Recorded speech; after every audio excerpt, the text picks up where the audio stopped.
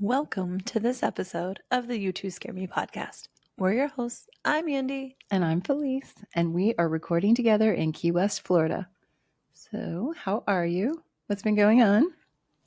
Felice, I am perpetually exhausted. I'm like in that wash, rinse, repeat cycle, Yes. like a endless Groundhog Day loop kind of thing. Mm-hmm. It's just having a job, having two little kids with their own activities, attempting to have some sort of social life and married life, Mm-hmm. and the household things, and this amazing podcast. That's the best part. I mean, it is. I mean, the kids are great too. They are we love them. so great. Yes. But it is just like a lot. It's a lot. I really firmly think that you can't do everything 100%. Yeah. And whoever said you could was a big fat liar. Yeah. You only have 100% to give. And so some things have to, you got to have some wiggle room. Yep. So, that's probably why we had Taco Bell for dinner tonight. Yeah, nothing wrong with that. But so I was just wondering, when can we make this our real job? That would be amazing. Right? Oh, also, you never told me how much dog hair a furry dog has. Well, you've been to my house. Well, I mean, but it's like I'm fighting for my life with my two German Shepherds and their fur. I mean, it's insane. So I have had dogs for years, but I have had tiny, short-haired dogs, like little weenie dogs. Yeah. And then our latest addition is a golden retriever. Yeah, she's so sweet. Oh, she's a really sweet little baby. But I vacuumed and I had just emptied the vacuum, and then I was like, what the? The hair is insane. Yeah. I just can't get over it. Yeah, our Roomba vacuum goes at least 2 times a day. Sometimes I go 3 times a day, and then I still have to go around with a broom. And it's still so much fur. It's just so crazy. Anyway, so much fur. I knew it was going to be more, but I didn't know how much more. Yeah. It's crazy. Anyway. Yep. It's crazy. I have to tell you something else. What? So I read this today, and it was kind of like a dagger to my heart, but also I just have to share it with you. So, fun fact, leggings are dead. Oh, dear. As we're both wearing leggings.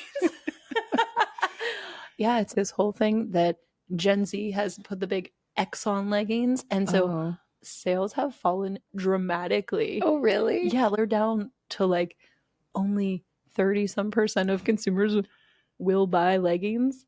Are they buying the wide leg ones? No. So we're back to hard pants. They are wearing to the gym or to exercise or whatever. Sweatpants, big baggy sweatpants, because they said that, according to this article I read, that leggings give body dysmorphia. Oh. And make people hate their bodies when they shouldn't. Mm. And things like that. Meanwhile, I'm over here when I put leggings in, I feel like it sucks me in. Yeah.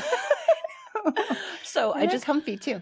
Yeah. So I just had to share that with you because it made me feel like an old lady. Well, the cool thing about being an old lady in your 40s is you don't have to care what the 20-year-olds are doing. It's just so funny though. Because, one day you're going along, living your life, you're being like super cool. You're like, oh, I'm young, I'm hip, blah, blah, blah, and all this. And then the next day, you're all of a sudden this elder millennial. And that's a bummer. Bummer. And so, and then you don't know what's cool and hip anymore. Yeah. Well, I don't know. I always think because of the internet and because of social media and everything, we know what those other generations are thinking about us. I just kind of sometimes think when we were that age, we were not thinking about what the old people were wearing, doing. I didn't care at all. You know what I mean? No. Or, you know what I mean? Yeah. Let them do their baggy sweatpants to the gym, and we'll still wear our leggings, and it'll be fine. Who cares? I don't go to the gym, so I just wear my leggings for lounging, so it's fine. Lounge leggings. Lounging, yes. So that will not affect my life in the slightest. You know what should affect your life? What? The You Two Scare Me podcast. Yes, I would love it.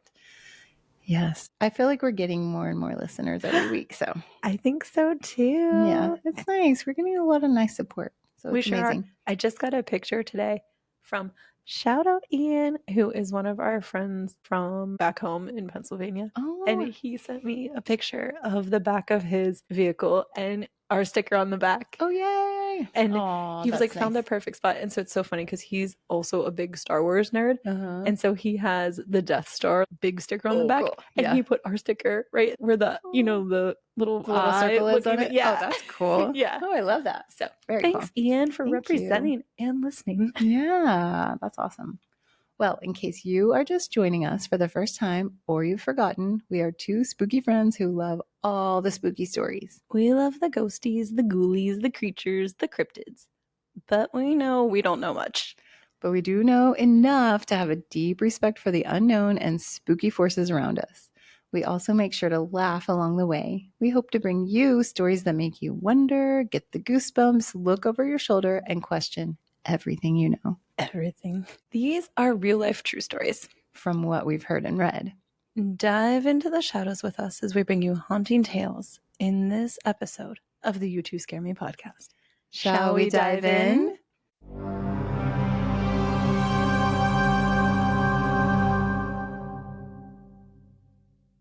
Tonight, we're diving deep into the misty forests of Pennsylvania, where legend says you might hear the sound of weeping, a strange, pitiful sobbing that doesn't come from a person, but from one of the most unusual cryptids in North American tales. A cryptid story! Woohoo! I love the cryptids. They're fun. Yeah. It's not Bigfoot. It's not a lake monster. It's not even La Llorona. No, tonight's cryptid is something much stranger and sadder. This is the story of the Squonk. Oh, the Squonk. Have you ever heard of the Squonk? No. Awesome. Okay.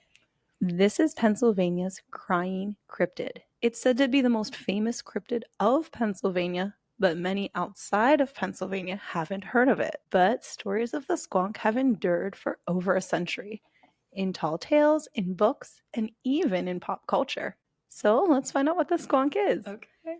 And why it may be the most melancholy cryptid of all. The Squonk first appeared in print in 1910 in a book called Fearsome Creatures of the Lumberwoods by William T. Cox, and again in the 1939 book Fearsome Critters. These books were collections of tales that lumberjacks working deep in the forests of the late 1800s and early 1900s told of creatures they had come across. The stories say that squonks had migrated from deserts to swamps and finally wound up in hemlock forests of Pennsylvania. Fun fact. Oh, let's hear it. Is it the Civil War? Not the Civil War, but I know you love my fun facts. Yes. So, fun fact, the eastern hemlock is Pennsylvania's state tree. It's a tall, shadowy evergreen tree that can live for hundreds of years. Is it the same hemlock that's poison? I think that that's a smaller plant. I'm not sure. Okay. I'm not an expert on poisons, and I don't know if I want to share that information. Oh. Fair point. Fair point. If you go to explore hemlock on your own, don't bring it back to us. Yeah. And don't eat it. And also don't say we gave you the idea. No. So, in the 1800s, Pennsylvania was covered with these trees. They formed dense, dark forests that were cool in the summer and eerie in the winter. Within those spooky woods, the Squonk is supposed to live, hidden, quiet, avoiding humans at all costs. The Squonk is described as a small, weak, almost pitiful animal. Aww. It is covered in saggy, ill-fitting skin, and that skin is covered in moles and warts. Okay. Because it's dragging it around. Aww. It's kind of gross, but it's also sad. I'll show you some pics later. Okay. It's said that the Squonk is hideous to see and is so hideous it is ashamed of its own appearance. Oh my god. This poor little guy. I know, it's sad. Other details in some Squonk retellings include that the Squonks have webbed toes on their left feet, which causes them to swim just in circles. So it's really got the short end of the stick here, okay? Yeah. And squonks are said to move slowest on moonlit nights. Why slowest on moonlit nights, you might ask, Felice? I would ask that for sure. Well, it's because the sad squonk is trying to avoid seeing its own ugly appearance in illuminated bodies of water. Poor little guy. I know, it's so sad. But the saddest part is that the squonk is constantly weeping. It spends all its days and nights crying, leaving trails of tears through the underbrush. It's a very sad existence. Right? Early American lumberjacks claimed to hear its cries echoing through the forests. It's said that hunters who are good at tracking are able to follow a squonk by following the tear-stained trail. So, as I mentioned, squonks avoid people at all costs. But if you happen to corner one, the legend says if surprised or frightened, the squonk will collapse in despair and dissolve into nothing more than a puddle of tears. Okay. I'm telling you, it's just... This is a well-known cryptid. Okay. And it is very sad.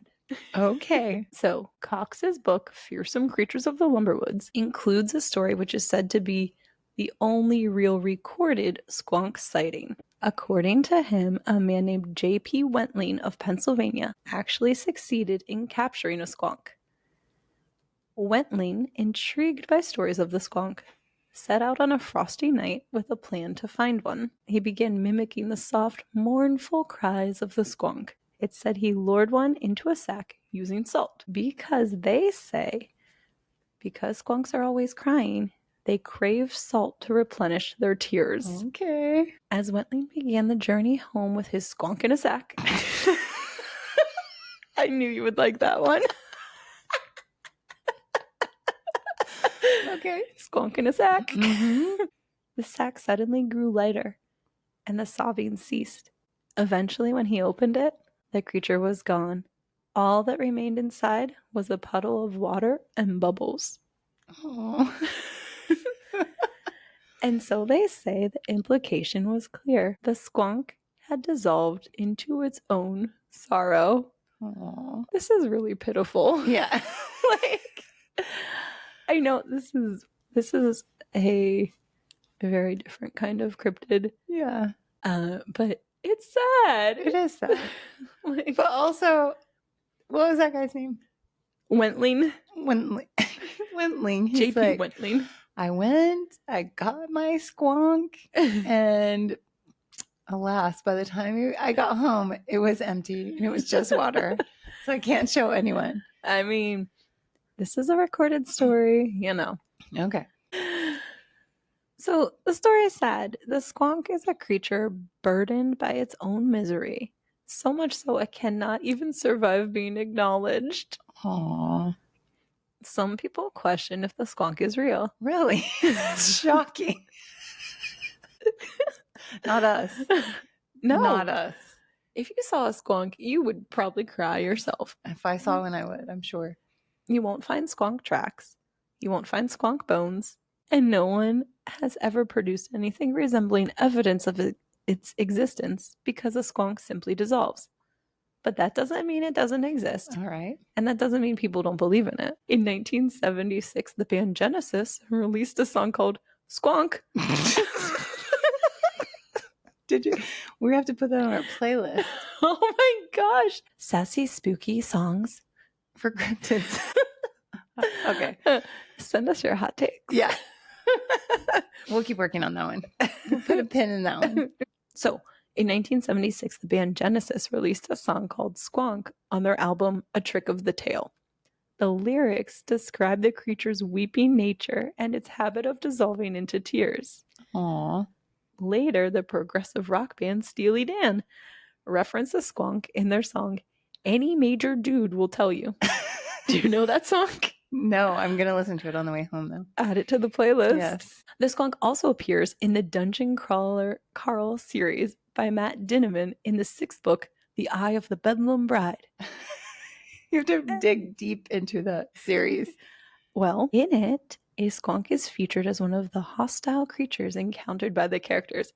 Shout out to my hubs, Ryan, who is currently obsessed with this series of books. He's like, there's a squonk in here. He's doing market research. He hasn't found it yet, actually. Oh, really? Yeah. Okay. So I know he's going to be really excited when he hears this. So did you guys already know about squonks from growing up? I knew a little bit about the squonk, but I took a deep dive with this. Yeah. I don't think he knows about the squonk, Okay. and so I'm really excited for him to hear this episode because I didn't tell him what I'm doing. Oh, and then I know he'll hear this little shout out, and he has been obsessively listening to this series. Oh, that's awesome. So every August in Johnstown, Pennsylvania, which is a small town not too far from where my dad grew up, and it's about 80 miles from Penn State. Yeah. There is Squonkapalooza. Oh, that's cute. It's a cryptid festival celebrating the squonk and other cryptids from Appalachia and elsewhere. Oh, that's kind of fun. And so, unfortunately, we missed it. But next year, it is on August 1st. Oh, which is my birthday. Very special day. Yeah. So if you are, looking for the perfect gift, perhaps we go to Squonkapalooza. I found the perfect gift. I got us tickets to Squonkapalooza. So today, the squonk has become a sort of mascot in cryptid circles. Beloved because it's not scary or violent, but it's sad and strange. You can find squonk t-shirts, plushies, and even references in video games, books, songs, so many things. There's also, this is a side note, fun fact, there's also a scientific reference to this. It gets really sciencey, but there's a particle that behaves one way in the presence of salt and differently other ways, and they call it a squonk particle or something like that. That's so fun. So some say the squonk in its own way resonates with people because of our own discomfort with imperfection. That we can identify with the sadness and vulnerability of the squonk because the idea of it resonates with our own private struggles. In a lot of ways, the squonk is an interesting and different kind of cryptid. It seeks never to be found, and it can't be captured, which makes its existence impossible to prove or disprove. So we don't know if there are squonks among the trees in Pennsylvania. At any moment, there could be a squonk nearby, and we wouldn't know unless we heard it crying. So remember, if you're ever walking through the Pennsylvania woods and you hear the sound of weeping, maybe think twice before following that trail. You just might find a puddle of tears where a squonk once stood. Poor little squonk. I know, isn't it? It's almost like a mascot, too, for that local area. Right? That's kind of cool. I like it that they celebrate it and have fun with it, Yeah, that's absolutely. Awesome. So I put some pictures here so you could see. These are two artist renditions. Oh, okay. And they're similar but different. So the one thing that is in all of the squonk accounts and written things is the saggy skin covered in warts and all of that. The webbed feet thing kind of differs. And then the crying is the other constant. Some people say it resembles pig kind of. And others give it a more like humanoid, disfigured kind of thing. So I'm imagining like a blobfish. Okay. That's what I'm imagining. Ready? Here. Oh, these are the two. He looks like a saggy, slimy, hunched over grandpa frog. Right? I know. Kind of like Dobby the house elf, but really old and wrinkly. Yeah, but look at that one. Oh, he looks like a tick. It looks like a tick. His face is cute though. Well, okay. I don't know. We'll put it on the website. Don't worry. Yeah, you can check out and there's plenty of squonk stuff out there for you. Okay. We'll have to dig a little deeper. What do you think? You believe in the squonk? Well, I don't have any reason not to. Thank you. Yeah. That's right. So, well, if I haven't personally experienced one, but you never know what's out there. Well, if you're in the woods and you hear crying. Well, also, if you're in the woods. Don't acknowledge it. And you hear anything, don't acknhe it. That is a life lesson for Appalachia. Yeah. If you hear something, no, you did it. Yeah. Oh my gosh. So that's a nice one. I like that one. It's not scary. No. And I love a good cryptid, but I felt like we needed, I don't know, I feel like my last story was pretty scary. Yeah. And we've had a lot of scary ones recently. Yeah. Deep ones. Yeah. Okay. Well, it is time for Somebody Told Me. Woohoo.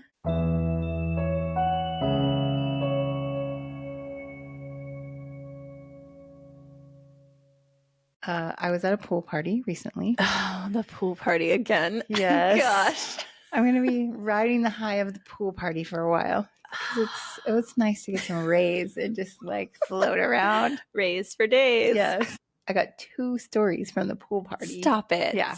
And they're pretty good. Ooh. So the first one was from, well, interestingly enough, they were both from people named Rachel. 2 Rachels. Fun fact. So 2 Rachels.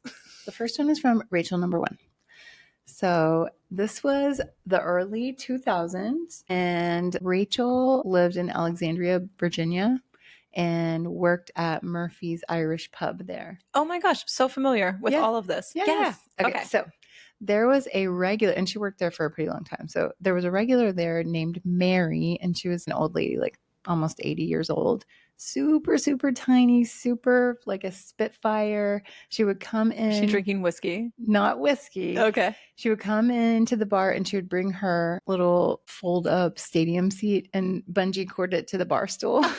Aww. And she would drink 2 to 3 glasses of Chardonnay. Oh, okay. Yeah. So she was a Chardonnay lady, and she would like not let a drop go to waste. And she was the kind of lady that a lady after my own heart. Yeah. If somebody was getting a little rowdy, she would climb her little teeny tiny bird body down from the bar stool and go and kind of wag her finger in their face, and people would straighten up right away. Oh my gosh. We love Mary.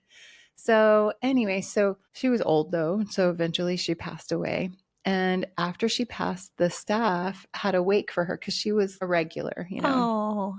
I love that. Yeah, so they had a wake for her, and they had, you know, on the bar or on a table or something, they had like her photo, some photos of her, and a glass of Chardonnay for her. And so at the end of the night, it was time to, you know, clean up or whatever. And nobody on the staff wanted to dump out that glass of Chardonnay because they knew Mary did not like to waste a drop.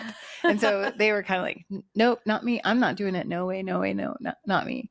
And so the owner of the bar finally was like, oh, I'll do it. You guys, you know, this is silly. I'll do it.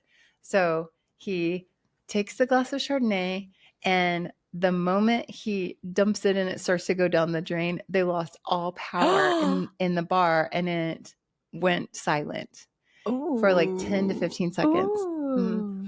But the crazy thing is that, so this place is like an old row house, and so it's on different levels, and only that level lost power. It wasn't the whole place. Yeah. So the other floors didn't.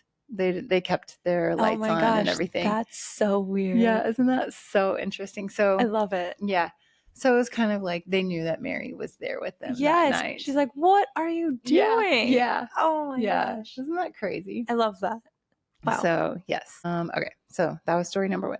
From Rachel number 1. From Rachel number 1. And then my new Rachel friend told me this other story. And this is like, this is a really personal story.